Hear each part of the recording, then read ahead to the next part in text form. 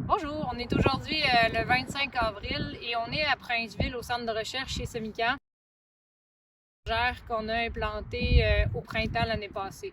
Donc ici, il y a différentes variétés de luzerne avec différents systèmes racinaires.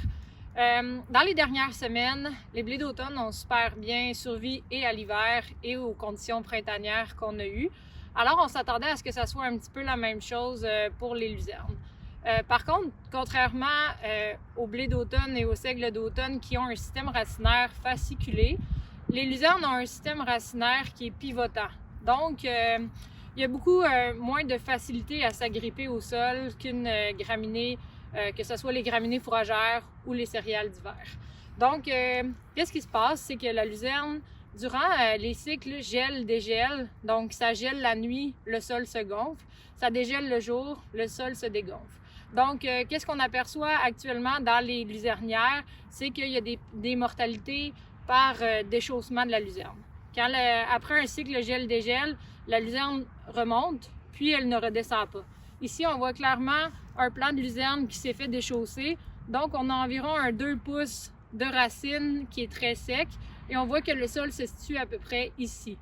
Donc, la luzerne qui s'est fait déchausser comme ça, vous voyez qu'elle a encore du vert. Sa racine est encore bien rigide. Par contre, quand la machinerie va passer sur ce plant de luzerne, elle va l'écraser comme ça. Donc, ça va affecter la première coupe, oui, mais ça va de beaucoup affecter aussi la survie. Donc, actuellement, ce que je vous conseille, c'est d'aller marcher vos champs et d'aller voir s'il y a du déchaussement de la luzerne, même si vos céréales d'automne sont super belles. Il faut s'attendre à, si on a beaucoup de déchaussement, même si on va avoir, oui, une première coupe, il va falloir surveiller de près ces luzernières-là à l'automne parce que leur durée de vie sera vraiment pas longue. Donc, qu'est-ce qui peut aider au déchaussement? C'est les nouveaux types de luzerne. Donc, le système racinaire de celle-ci, c'est une branchue. Donc, on voit qu'il y a quand même une belle racine pivotante, mais il y a aussi certaines racines latérales qui, versus elle ici, va beaucoup plus tenir au sol.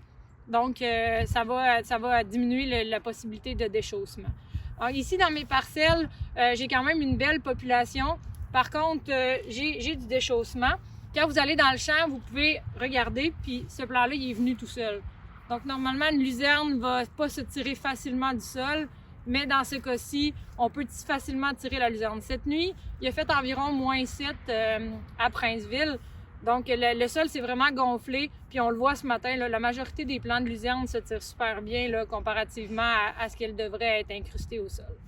Ensuite, la question qu'on a beaucoup cette semaine, parce qu'on a vécu 2 nuits froides, dont celle-ci qui a été la plus froide, est-ce que la luzerne est affectée par ces gelées-là?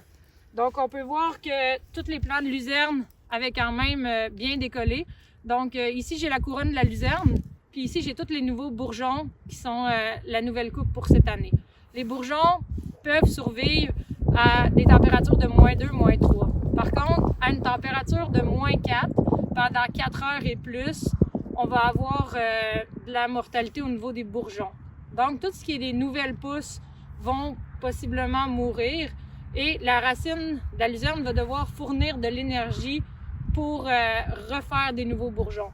Ça prendrait plus que des températures de ce niveau pour faire vraiment mourir un plant de luzerne. Par contre, ça va tirer beaucoup d'énergie à la plante de refaire des nouveaux bourgeons. Ça va retarder la plante et ça va aussi réduire le rendement de la première coupe. On va le voir normalement dans les 24 à 48 heures suivant une gelée, si les bourgeons vont survivre ou pas. Est-ce que le trèfle, c'est la même chose? J'ai regardé tantôt mes parcelles de trèfle, puis le trèfle, on voit déjà des feuilles qui ont commencé à noircir. Donc, ça se pourrait aussi que les nouvelles repousses du trèfle noircissent. Puis ici, on avait un plant de luzerne. Les nouveaux plants de luzerne sont quand même bien impactés parce que les réserves de glucides ne sont pas toujours super grandes dans le plant. Donc, si on avait une plante qui n'était pas vraiment en bonne condition puis qui n'avait pas beaucoup de réserves de glucides dans sa racine, c'est à ce moment-là qu'il va y avoir plus de mortalité durant les températures là, de -7, -8 qu'on a vécues.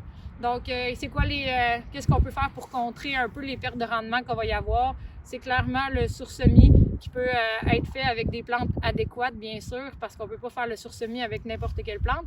Ça serait trop long à expliquer dans cette vidéo-là ce matin. Par contre, je vous conseille de contacter votre représentant qui va pouvoir vous aider à vous donner les bons conseils pour le sursemis, pour avoir un bon contact sol-semence et de choisir les bonnes plantes.